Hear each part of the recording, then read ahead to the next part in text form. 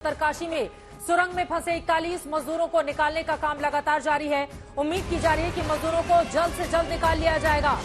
बड़ी खबर इस वक्त ये है कि जल्द से जल्द उम्मीद की जा रही है टनल रेस्क्यू ऑपरेशन में। अब तक की सबसे बड़ी खबर यह है मजदूरों के बेहद करीब पहुंच गई है रेस्क्यू की टीम। आज दिन भर की कोशिशें जारी रही, लेकिन इस वक्त की बड़ी खबर ये सामने आ रही है कि जल्द ही सुरंग से बाहर आ सकते हैं मजदूर।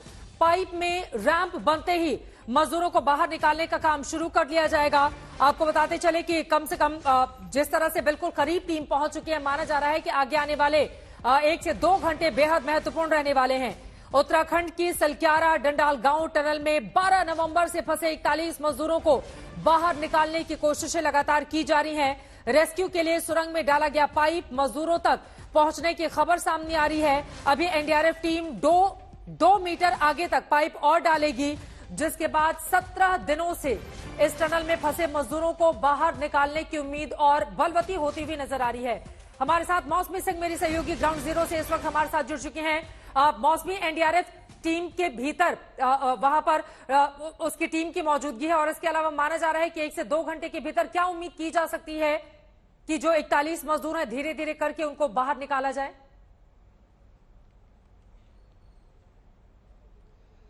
चित्रा, देखिए, जो हमें अभी जानकारी मिल रही है हमारे सूत्रों से कि लगभग 4 बजे ये बताया गया था कि 2 मीटर की दूरी और रह गई है। हालांकि अगर आप देखें तो लगभग 1 बजे बताया गया था कि 55.3 मीटर का फासला पाट लिया गया है, यानी कि अब कुछ 57 मीटर का फासला पूरा था जो मलबे से ढका हुआ था।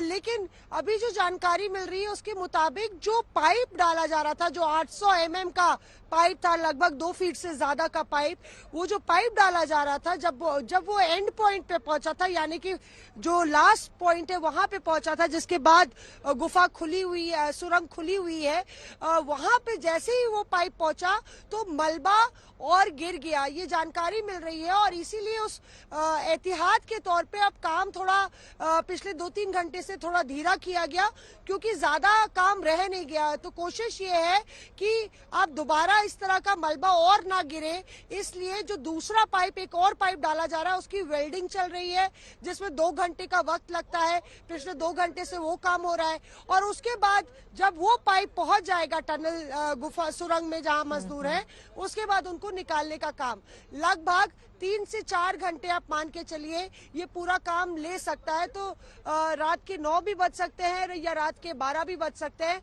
वो इसलिए क्योंकि 1 भी सेंटीमीटर का जोखिम या रिस्क प्रशासन नहीं उठा रहा है। हर बारी, हर कदम पे धीरे धीरे काम किया जा रहा है। सबसे जरूरी और अहम सवाल यह है कि मजदूरों के पास तक हमारे सुरक्षाकर्मी आके पहुंचे कैसे सुरंग में रास्ता बनाया गया और जब मजदूर निकाले जाएंगे तो उसकी प्रक्रिया क्या होगी, क्योंकि सीधे तौर पर कहा गया है कि मजदूरों को सुरक्षित निकालना ही सबसे बड़ी जिम्मेदारी है। मजदूरों को बाहर निकालकर उन्हें अस्पताल ले जाया जाएगा ताकि उनकी जांच की जा सके। सारा इंतजाम पहले से ही है, बस इंतजार है उस पल का जब मजदूर खुली हवा में सांस लेंगे और वो पल बेहद करीब इस वक्त दिखाई दे रहा है।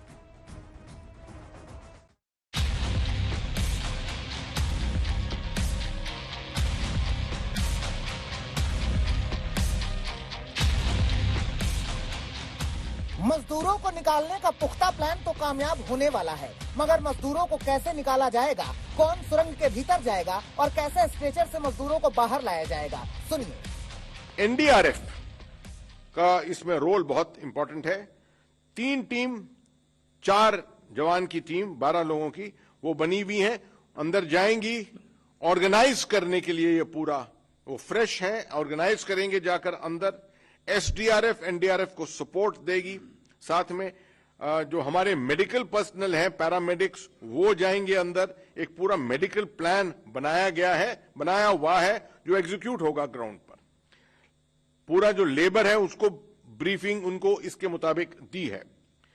स्ट्रेचर्स के ऊपर, स्ट्रेचर्स के रिसोर्सेज, वहां पर स्ट्रेचर अगर किसी हालत में फंस गया तो वो कंटिजेंसी में किस तरह से उसको निकाला जाएगा, ये सब भी देखा गया है। यह असंभव सा लगने वाला काम अब सफलता की ओर है। 41 मजदूरों को बचाने के लिए वर्टिकल ड्रिलिंग भी की गई और हॉरिजॉन्टल ड्रिलिंग भी की गई। मजदूरों को सुरक्षित निकालने का हर जतन अभी भी किया जा रहा है ताकि जरा सी भी चूक न होने पाए। वर्टिकल ड्रिलिंग भी चलती गई। अभी इस समय वर्टिकल ड्रिलिंग 45 मीटर्स कल मैंने आपको 36 मीटर बताया था, अभी 45 मीटर पे है। मैं आपको इसलिए बता रहा हूं कि हमने अभी तक सब कुछ बंद नहीं किया ये सोचकर कि हमारा हॉरिजॉन्टल प्रोब जो है वो सक्सेसफुल हो गया है और अब सब कुछ सही है और सब कुछ जो है वो खत्म होने वाला है। ऐसा कुछ नहीं है। जितने ऑप्शंस हैं, ऑप्शंस अपनाए हुए हैं अभी तक। 45 मीटर्स तक वो ड्रिलिंग पहुंच गई है। ये रिडंडेंसी के लिए है कि अगर किसी भी हालत में आखिरी क्षण तक अगर हमको कामयाबी नहीं पाई, कहीं नहीं मिली, तो उस हालत में ये 45 मीटर जो गए हैं ये बहुत हमारे लिए सक्सेसफुल जो है वो हुए हैं। सारा ध्यान इस बात पर है कि किसी भी मजदूर का बाल भी बांका ना हो, इसीलिए सेफ्टी और सिक्योरिटी पर विशेष ध्यान दिया जा रहा है।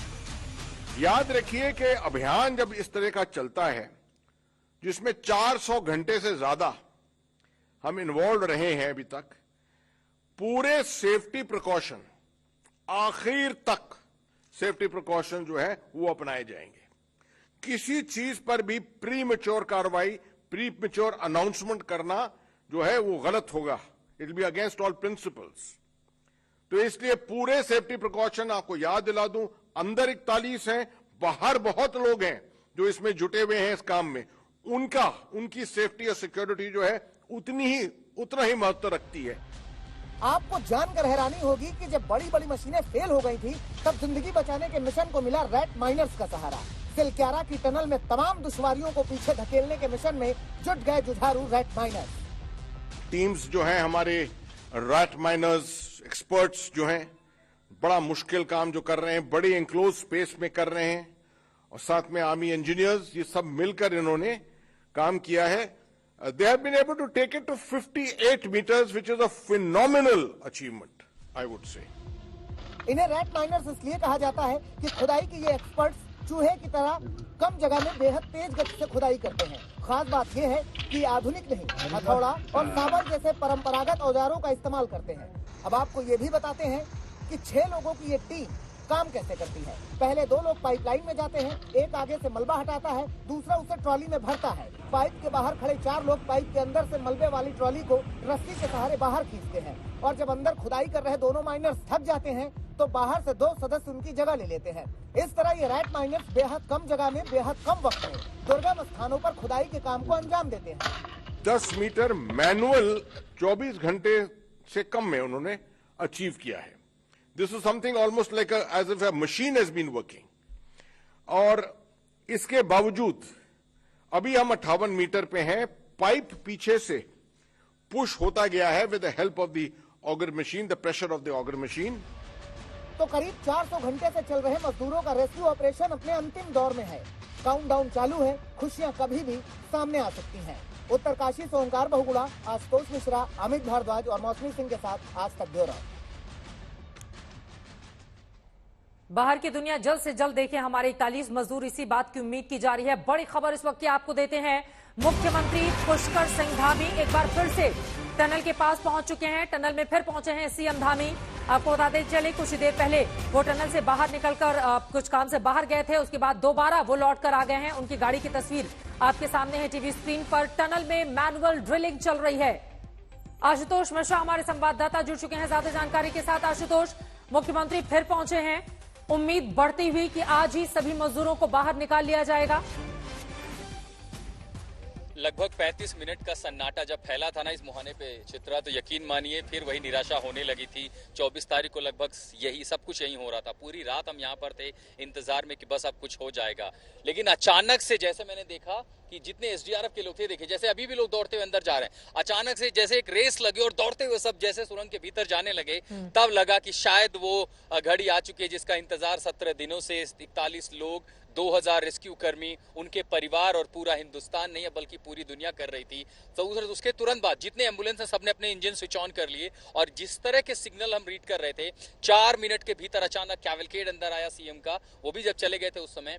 अब बस समझिए कि अब ना कोई माइनिंग बची रह गई होगी, ना कोई ड्रिलिंग बची रह गई। ये वो फाइनल मोमेंट है। हालांकि यहाँ पर एक छोटा सा पर्दा मुहाने पर लगा दिया गया है, इसकी जरूरत थी नहीं, क्योंकि पूरी दुनिया तस्वीर देखना चाहती है कि पर्दे के उस पार। देखिए रात में इतनी लाइट होती है कि दरअसल कैमरा 200 मीटर अंदर भी देख पा रहा था सब कुछ अच्छी तरह से। इसको नहीं लगाते तो ज्यादा अच्छा होता, क्योंकि पूरी दुनिया इस समय देख रही है कि कितना बड़ा ये ऑपरेशन है। दशकों तक ऐसी चीजें कई दुनिया के बहुत कम देशों में इस तरह के ऑपरेशन को अंजाम दिया गया था, और अब इस मुश्किल दौर से, मुश्किल वक्त से, बहुत कठिन परिस्थितियों में ये रेस्क्यू ऑपरेशन पूरा हुआ है। अब उन्हें निकाला जाना है।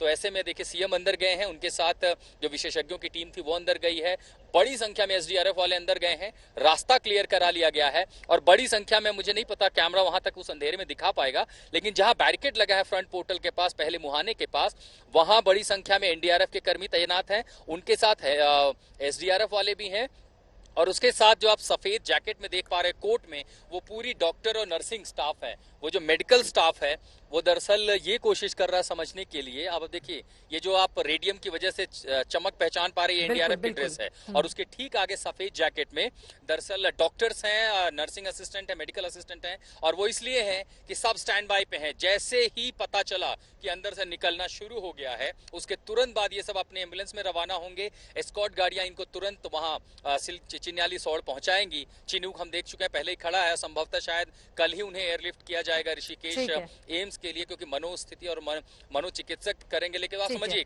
बस अब कुछ मिनटों का इंतजार संभवतः ये लग रहा है। चित्रा, ये तस्वीरें हम देख पा रहे हैं मुख्यमंत्री के दोबारा वहां पर पहुंचने के बाद हलचल तेज हो गई है। तो क्या इस बात की उम्मीद की जा सकती है कि देर से ही सही लेकिन आज ही मजदूरों को बाहर निकाल लिया जाएगा?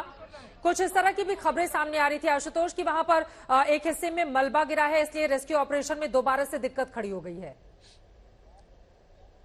देखिए ड्रिलिंग के दौरान जब आप हिस्से को काटते हैं, पाइप को दाएं बाएं ले जाते हैं, तो क्योंकि जो मलबा गिरा है, जो कैविटी बनी है, वो स्थिर नहीं है, उसमें अस्थिरता तो है ही। जरा सा कंपन या जरा सा आपने जब मशीन को, देखिए जब ड्रिलिंग हो रही थी तो धीरे धीरे पाइप जा रही थी, अब पाइप को मशीन दबा रही है अंदर, तो ये हिस्सा जरूर नुकसान होता है। लेकिन खतरा इसलिए नहीं है, मैं आपको बता सकता हूं, क्योंकि जब 17 तारीख को हादसा हुआ था, मलबा गिरा था, तब अगले 4 दिन तक रेस्क्यू ऑपरेशन हो नहीं पाया था। उन 4 दिनों में कोशिश की गई ऊपरी सतह को सीमेंट से मजबूत कर दिया जाए।